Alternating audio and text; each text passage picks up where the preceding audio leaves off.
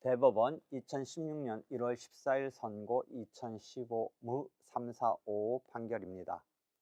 항소기간 경과 후에 항소치하가 있는 경우에 제1심 판결이 확정되는 시기에 대해서 항소기간 만료 시이다. 그 다음에 항소기간 경과 전에 항소치하가 있는 경우에 항소기간 내이라면 다시 항소 제기가 가능한지 여부에 대해서 적극적으로 본 판례입니다. 사안을 보도록 하겠습니다.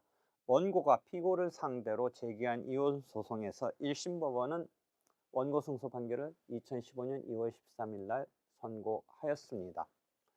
1심은 그 판결을 각각 피고의 주소지로 두 차례 걸쳐서 송달을 시도하였으나 모두 패문부재로 송달이 불능되었습니다.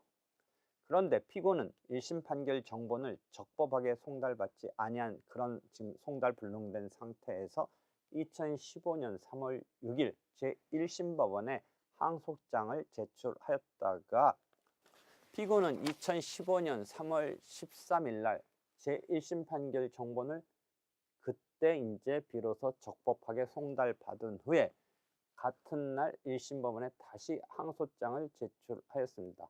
이때의 2차 항소장이라고 하도록 하겠습니다.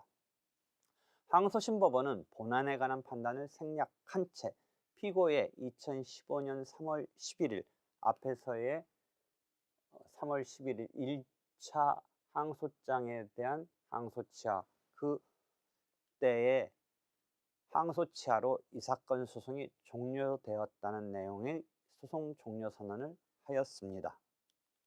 참조 조문은 396조 항소기간에 대한 1항 판결서를 송달받은 날부터 항소기간 2주 그런데 선고가 있다면 판결서 송달 전이라도 항소장을 제출하는 것은 적법하다.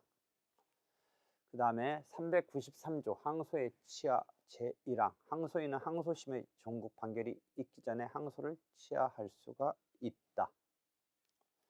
그 다음에 항소치하 393조 2항 266조 제2항을 393조 2항에서 준용하지 않고 있습니다. 그 말은 피항소인의 항소를 취함에 있어서는 소치하에 있어서는 피고의 동의가 필요한데 항소의 치하에 있어서는 피항소인의 동의가 준용하지 않고 있기 때문에 필요하지 않다라는 것입니다. 그 다음에 267조 1항 항소의 치하에 의해서 항소는 소급할 효력을 잃게 되며 항소심 절차는 종료된다. 즉 소치하에 관한 267조 1항을 준용하고 있습니다. 쟁점은 항소의 치하에 의하여 항소심 절차는 종료된다. 따라서 1심 판결이 남게 되고 만약 항소기간이 만료하고 있다면 1심 판결이 그대로 확정되게 된다. 그런데 항소권의 포기와 달리 항소의 치하 뒤라도 항소기간 내라면 재차 항소를 제기할 수 있다. 그러니까 확정되기 전 항소기간 내라면 재차 항소를 제기할 수 있다라는 것이 쟁점입니다.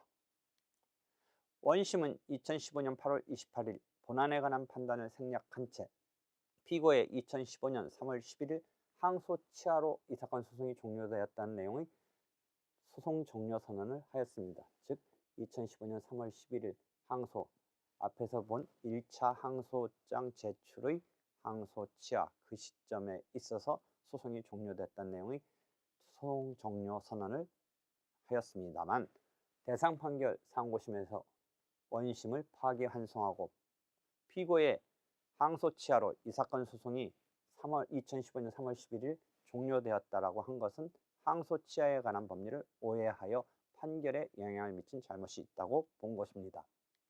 판시 내용을 좀 더 자세히 보겠습니다. 항소의 치하가 있으면 소송은 처음부터 항소심에 계속되지 아니한 것으로 보게 되나 항소 치하는 소위 치하나 항소권의 포기와 달리 1심 종국 판결이 유효하게 존재하므로 항소기간 경과 후에 항소 치하가 있는 경우에는 항소기간 만료 시에 소급하여 1심 판결이 확정되나 항소기간 경과 전에 항소 치하가 있는 경우에는 그 판결은 확정되지 아니하고 항소기간 내라면 그 항소인은 다시 항소의 제기가 하다라는 판시입니다.